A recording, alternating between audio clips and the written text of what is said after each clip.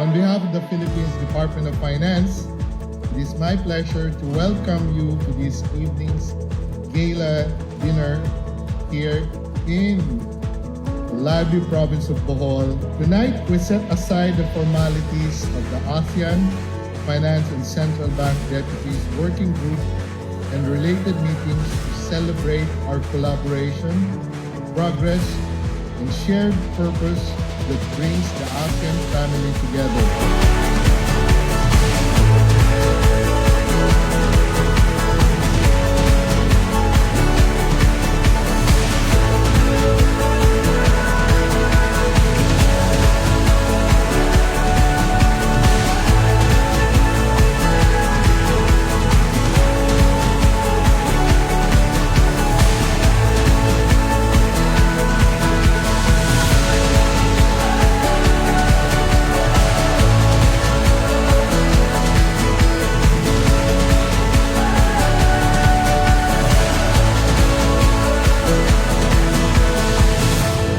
Promoting financial literacy, encouraging financial preparedness, and ensuring broader access to financial services remain critical to empowering households, supporting MSMEs, and fortifying our collective resilience.